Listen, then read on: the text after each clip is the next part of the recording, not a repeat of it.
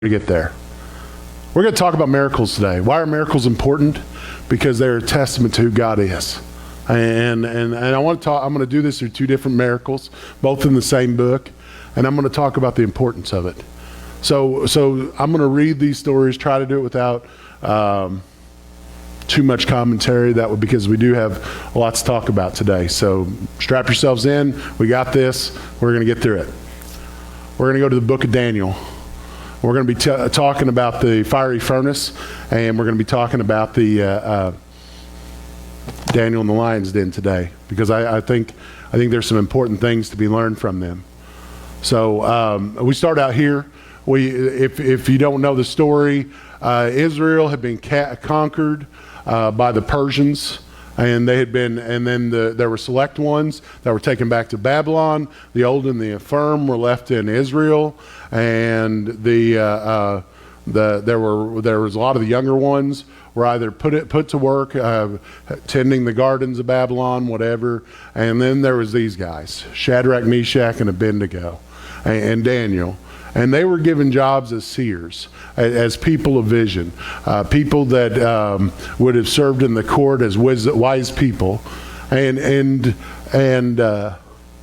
it's interesting because I personally believe there was probably more of the Israelites that were chosen for these positions, but the book of Daniel only talks about 4 that resisted assimilation into Babylonian society. And it's these 4, and it's a good reason they talk about these 4, because they had to do some pretty extreme things. They had to have faith where it wasn't easy to have faith. And what you find out is there was a lot of turmoil in these times. The stories that we're going to be representing would take place between 10 to 20 years. We had 4 different rulers that were in between the 2 stories. And so they were in Babylon for a long time, and it's believed that Daniel did not come back out of captivity from Babylon. So he served his entire life in a foreign land, being jerked out of Israel at a very early age and turned into, they believe, a eunuch, which I'm not going to go into detail about that. If you're an adult, you probably know what's going on there. It's a very tough place for faith to survive. First off, just for a thought, just like us, they probably had the thought, what did we do wrong? Why are we here? But as we're going to see, their quote-unquote suffering, their time in this had a purpose. So we're going to talk about that today. Daniel 3, verses 13 through 18. I had to shorten these stories down because many of you are familiar with them, but I wanted to hit the basics of it. So we start out in verse 13. It says, Nebuchadnezzar flew into a rage and ordered that Shadrach, Meshach, and Abednego be brought before him. And when they were brought in, Nebuchadnezzar said to them, Is it true, Shadrach, Meshach, and Abednego, that you refuse to serve my gods or to worship the gold statue I have set up? I will give you one more chance to bow down and worship the statue I have made, and when you hear the sound of the musical instruments. But if you refuse, you'll be thrown immediately into the blazing furnace, and then what God will be able to rescue from my power? If you notice, Nebuchadnezzar thought he was God. The gold statue was of himself. He had set it up, and these people, these Jews, had the temerity to not worship him. He put an order out there. Everybody knew about it, and so here he's going to give them one last shot, which shows that he had he respected who they were, but not enough that they could defy him in his godhood, quote unquote. So he's going to give them one more shot.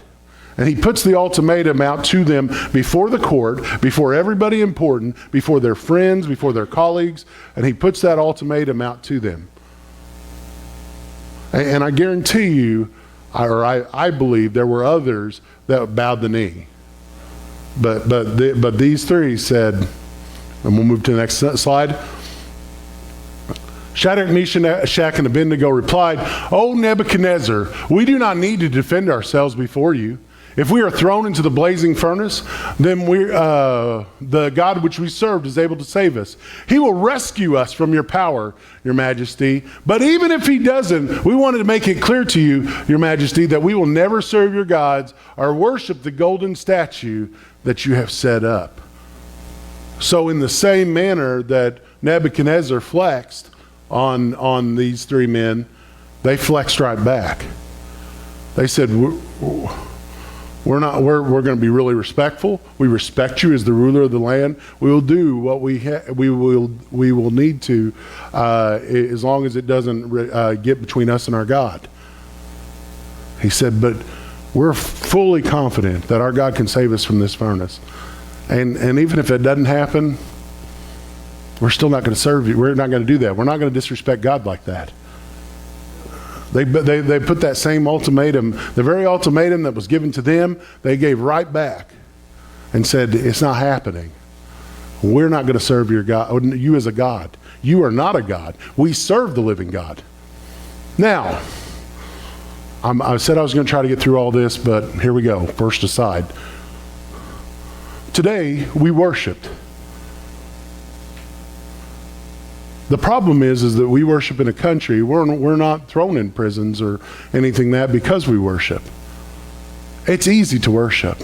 So sometimes it's hard to make worship valuable. But if we come to that point, and Revelations has promised that we will come to that point. It may not be extreme like this, but it does say that we will suffer if we choose to serve God whenever the full weight of Revelations comes down. Will we still be found faithful? Like I said, these were not the only 4 wise men that were taken from Jerusalem, from Israel. There were others. The others, I believe, probably bent the knee. But Shadrach, Meshach, and Abednego stayed the course. I don't know how many were taken. We could get a statistic if we knew how many. But I do suspect it was quite a bit more than just 4 of them. It was probably more like 100. And only 4 stayed the course of their worship because their love of God had become real to them. They didn't see Nebuchadnezzar as more real than their God. Nebuchadnezzar presented a real thing to them. He presented a furnace to them and said, do you feel the heat from this furnace? He had them standing in front of the furnace. Do you feel that heat coming off that thing? I'm going to heat it up. I'm going to make it hot. And he said, and then I'm going to throw you in it if you can't worship me. That's how much I need to be validated as the God ruler. And they stood there and they looked at him and they said, we're not going to worship you. We're still going to follow God. He is still more real than you and your furnace over here. Wow, that's faith. I look at the martyrs today, the ones that are said, if you don't renounce God, we're going to put a bullet in the back of your head. How real is your God compared to this little 3-inch bullet I'm going to launch at you at 1,750 feet per second? Many don't make it, but there are some that believe their God is more real than that bullet.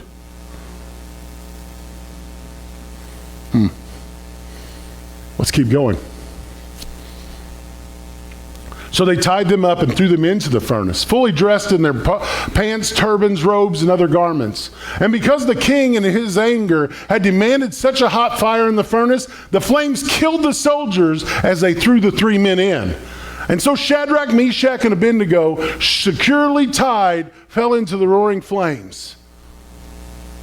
That should be the end of the story. In our world that we live in, that should be the end of the story. But that wasn't the world that Shadrach, Meshach, and Abednego lived in. They lived in a different world. They lived in a world where there was a God who could supersede the natural laws and cause a miracle to happen in front of pagan people. But suddenly, Nebuchadnezzar jumped up in amazement and exclaimed to his advisors, "Didn't we tie up 3 men and throw them into the furnace?" "Yes, Your Majesty, we certainly did." He said, "But look, I see 4 men unbound, walking around in the fire, unharmed, and the 4th looks like unto a god."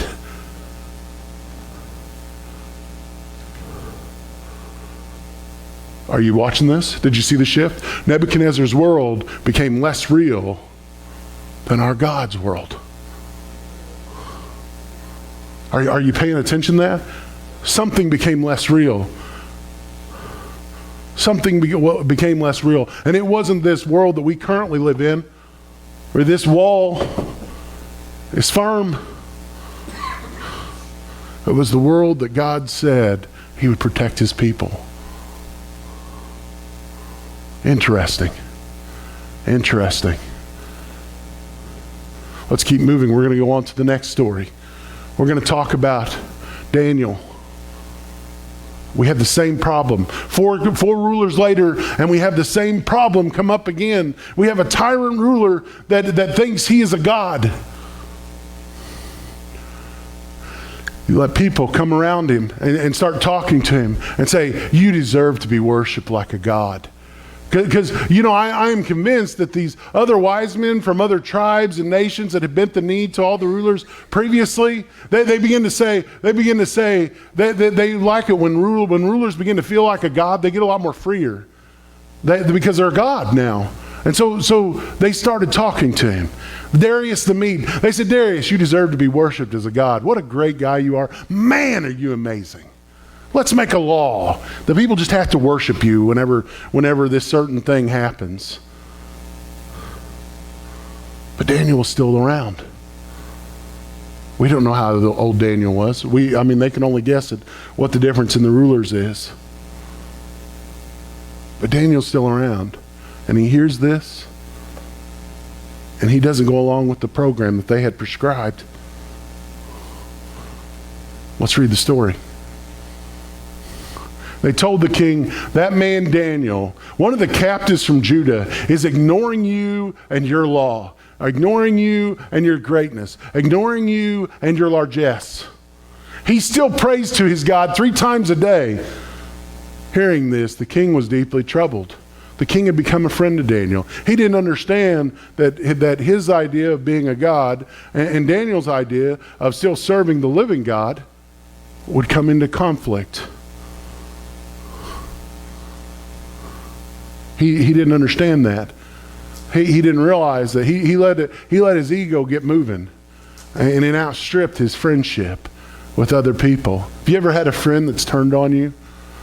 That somebody else got a hold of them, maybe somebody of a higher social strata or whatever, and they started talking to your friend, and suddenly that person didn't want to be your friend? Have you ever been the friend that maybe got an ego boost and you no longer wanted to talk to the hoi polloi around you, the ones that you grew up with, the ones that were your friends back when you were a nobody? That's what happened. Darius got full of himself. He didn't think he needed anybody. But his friend Daniel, who it said he walked with and talked with, and who these other advisors had wanted to segregate from this king, and so that they could be the voice in his ear instead of Daniel, they had gotten to the king. They appealed to his ego. And he signed Daniel's death warrant. And the king's troubled. He's realizing the weight of trying to be a god. The problem with trying to be a god when you don't know everything. He spent the rest of the day looking for a way to get Daniel out of this predicament. In the evening, the men went together to the king and said, Your Majesty, you know that according to the law of the Medes and the Persians, no law that the king signs can be changed. He starts appealing to him. We saw this back in Esther's book. It said that the king had made a law and he couldn't withdraw it. And so by the very law, his wife would have to be killed along with everybody else, all the other Jews. And once again, a king is trying to figure out how to get out of his own hubris. He thought he was high. He thought he was making a righteous law, and it turned out to not be so great. So at last the king gave orders for Daniel to be arrested and thrown into the den of lions. And the king said to him, May your God, whom you serve so faithfully, rescue you. Trying to get back to being his friend. Daniel, let me acknowledge your God. I've tried to replace him and I've done a poor job. So let me just say this to you. And a stone was brought and placed over the mouth of the den. And the king sealed the stone with his own royal seal and the seal of his nobles so that no one could rescue Daniel. And then the king returned to his palace and spent the night fasting. He refused his usual entertainment and couldn't sleep at all that night. Keep going. And very early the next morning, the king got up and hurried out to the lion's den. And when he got there, he called out in anguish, "Daniel, servant of the living God, was your God whom you served so faithfully able to rescue you from the lions?" And Daniel answered, "Long live the king. My God sent his angels to shut the lions' mouth so that they would not hurt me. For I have been found innocent in his sight, and I have not wronged you, your majesty." And the king was overjoyed and ordered that Daniel be lifted from the den, and not a scratch was found on him, for he had trusted in his God. Incredible. We know these are facts, but we have historical records from the Persians that talk about these very things. Not in the name Daniel. His name was Balthasar in their things, but we have writings. We know these are facts. A miracle happened to the Medes and Persians. They saw this. They saw this happen before their eyes. Now the question is, what does that have to do with us? What does something in 656 BC have to do with someone in 2026? Guess what? We're going to answer it. Next slide. First thing is, you don't understand your God. You're praying for God to deliver you from it, but God has historically shown that he's going to take you through it and not around it. God's not scared of your problem. Did you know that? We're scared of our problem. We don't like it in front of us, but God's not scared of your problem. When you really are the God of the universe, these problems don't mean a lot to him. And he teaches us that it's not supposed to mean that much to us. We gave our lives to him. These are always those times. This is that time we have to question, did we give our lives to him? Are we God's? Because if we are, and this is a disturbing thought, we're his to do with what he wants. We literally are Shadrach, Meshach, and Abednego's statement. I have firm confidence that I can be delivered from this furnace. If I'm not, if I am consumed, I'm God's. What did Paul say? Paul said, he said, I could die or I could stay. It doesn't matter. If I die, I get to go to heaven. And if I stay, I continue to do the works of the Lord because he is great. We have that kind of confidence when we are servants of the living God. And why wouldn't we be? We've been brought into the God nature. I know I harp on this all the time. I know it. You don't have to tell me. Why do you keep saying this, John? I want you to get it. He's put the God nature inside of you. When you have accepted him, when you have become his nature is right here inside of us. He's not scared. You shouldn't be scared. You are his. I'm not saying that you'll survive everything that gets thrown at you. But the good news is you'll survive it in an eternal sense. You won't be destroyed. In fact, he has a verse about that said, don't fear the people that can destroy your body. Fear the one that has the that has the ability to destroy you forever, meaning the devil. And if you choose not to accept God as your Savior, it will be a whole lot worse for you than one death. If Shadrach, Meshach, and Abednego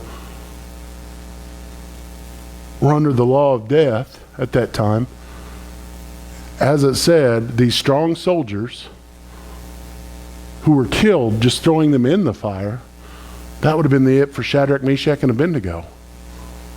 But instead, they walked right through it. Literally. They said they were walking around inside the fire. They were walking through the fire. Is it just Daniel that says this? No. Next verse. But now, O Jacob, listen to the Lord who created you, O Israel. The one who formed you says, do not be afraid, for I have ransomed you. I have called you by name. You are mine. And when you go through deep waters, I will be with you. When you go through rivers of difficulty, you will not drown. And when you walk through the fire of oppression, you will not be burned up. The flames will not consume you. Keep going. For I am the Lord your God, the Holy One of Israel, your Savior.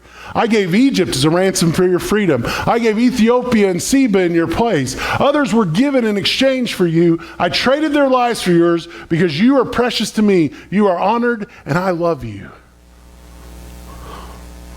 This God that we served, he's not afraid of your situations. Did you see that? How many times did it say through? It didn't say around, did it? Did it say around the fire? Did it say around the river? Did it say around the lake? No, it said through. That when you go through, I'm going to be with you. Get that. God is not afraid of your problems. He is not afraid of any problem that we have.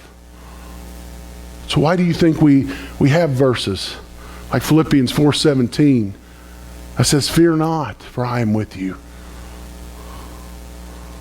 Why do you think that there's no reason to have any anxiety? Because we are God's. And if we are his, he will take care of us.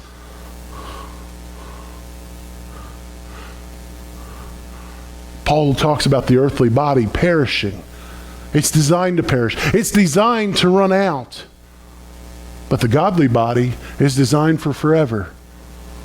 The thing that is inside of you, that spirit, that spirit of God that has the essence of God, but also, I believe, then takes on our essence as we are a reflection of God, and it returns to him for eternity.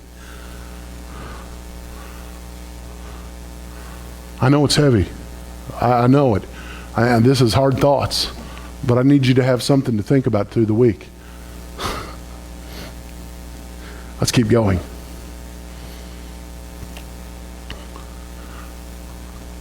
Miracles are a testimony for who he is. It's a testimony of who he is. You know what? If he helps you to avoid trouble, now first off, it may be amazing to you at the time, but you may forget it next week. You may just think, oh, that's just how it went. Must have had a lucky break there or something, When he does miracles, it's a testimony to who God is. Not only are you blessed, but the people around you are blessed. They see this God. They see this God. Now, I'm giving you the what here, but in a minute, I'm going to give you a why to all this. But right now, we're just going to deal with the what. He said it's a testimony of who he is. When you see a miracle,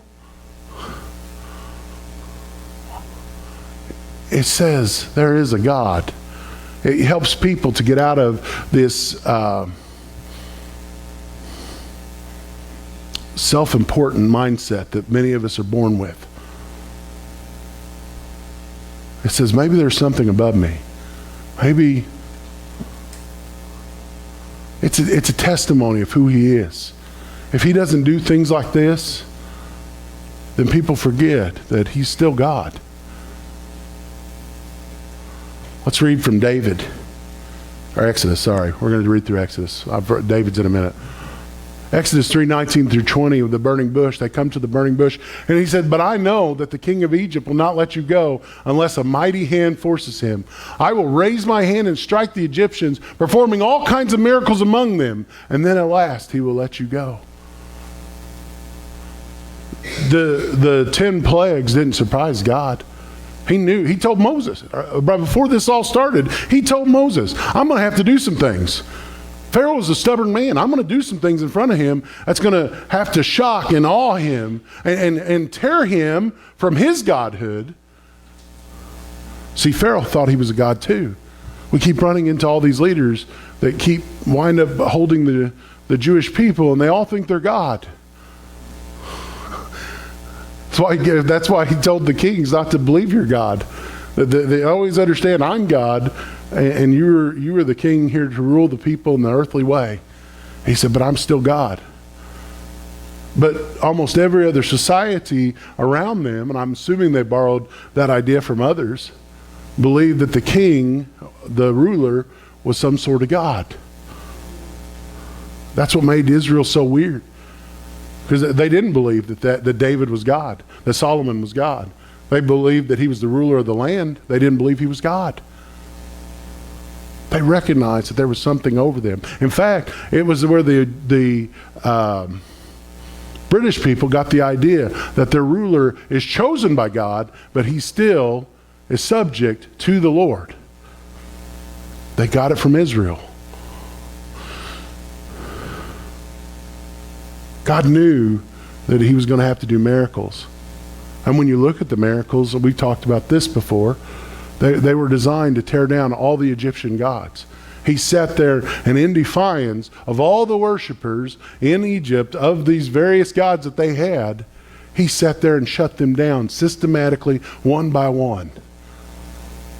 The God of the river, the God of death, the God of the light, all these different gods, he shut them down one by one, so that when they walked out of Egypt, the Egyptian people knew that their gods were false, and the one true God was getting ready to walk back to their land, and you better not pursue them. But Pharaoh, who considered himself a god, was jealous, and he said, I'm bringing them back in defiance of all this. And he wound up dying in the sea. One final thing. Let's keep going. Psalms 44, 1 through 3 says, God, we have heard it with our own ears. Our ancestors have told us of all that you did in their day. It's in days long ago. You drove out the pagan nations by your power and gave all the land to our ancestors. You crushed their enemies and set our ancestors free. Keep going. They did not conquer the land with their swords. It was not their own strong arms that gave them victory. It was your right hand and strong arm and the blinding light from your face that helped them, for you loved them. This is David, the person that if he followed all the nations around them, should have been thought he was God. And David says, it wasn't anything that we did, it was you, God. You did it all. You went before us. You gave us, a non-warlike people, the ability to take down nations that had trained people in war. He said, you went out in front of us. You brought us victory. He recognized. And this is what made David great, is he recognized that it was only by the Lord's hand that they made it as far as they did. God's not afraid to show off. We've made him that way. We refuse to engage him in that way, but he's not afraid to show off. But yet we still are afraid of our friends, our neighbors, people begging for something beyond their self without knowing it. We're afraid to share him. We're afraid to say, let me pray for your situation and bring God into it, whose arm is not short and able to do exceedingly and abundantly beyond all we can ask, think, or imagine. I promise we're wrapping up. Last point. God exists in the past, now, and the future. You exist for 70 years. If you're blessed, you get a few more. God doesn't think in terms of 70 years. He doesn't think in terms of 100 years. He thinks in the past, the now, and the future. So where am I going with this? This is the why. This is the why, right here. The why is because of this. Next to our verse. Jesus was born of Bethlehem in Judea during the reign of King Herod. About that time, some wise men from eastern lands arrived in Jerusalem, asking, where is the newborn King of the Jews? We saw his star as it rose, and we have come to worship him. 635 BC to 4 BC. 630 years, if you're keeping track. Maybe, I know there's a year or two in there kind of thing. So we're going to go 630 years. Daniel, Shadrach, Meshach, and Abednego, to the Persian people, they showed them that the God of the Israelites exists and would help them in whatever they do. The Persian people began to study the God of Israel. Their wise men started to study. In fact, Daniel saved the wise men of Israel and they were grateful, and they began to study this Israelite God that seemingly did all these things in the very midst of the halls of power. They began to study, and they noticed a prophecy, and they noticed this star wasn't in the right place. And they said, this must be that king that we remember Daniel talking back about in Daniel 9. This must be that king that's coming. Let us go and see this person. And the cool thing about this is that to Israel, he revealed himself as a shepherd. Why do we see that? Because the shepherds came to see him. And the shepherds, that was Israel's contribution to this whole thing. They said, this is the shepherd of Israel. We have come to see the shepherd of shepherds. We've come to see the newborn lamb who is the shepherd of shepherds. But when it came time for the world to acknowledge Jesus, he was acknowledged as a king by these people from Persia whose ancestors had seen the miracles that God had done through Daniel, Shadrach, Meshach, and Abednego. Think about that. Think about that. 600 years so that God could bring these men in and acknowledge who his son was. He used them to acknowledge. When Israel wouldn't acknowledge him as their king, he brought men out from way off that they think traveled for 6 to 7 months before they got there to acknowledge this man as our king. Come, let's see this baby. They think he's between 6 months and 2 years old with the term that they use there. Let us see this child. This child will be the king. We're acknowledging him. We're giving him gold, frankincense, myrrh. And consequently, they gave them the very method which they were able to flee the king killing all the newborn babies of Israel. He gave them the wealth for them to get away from that. As our worship team comes up, I want you to think about this. I want you to think about this. God's not scared of miracles. And why are you scared of the things you're going through if you have given yourself to God? Worship with us in our new song.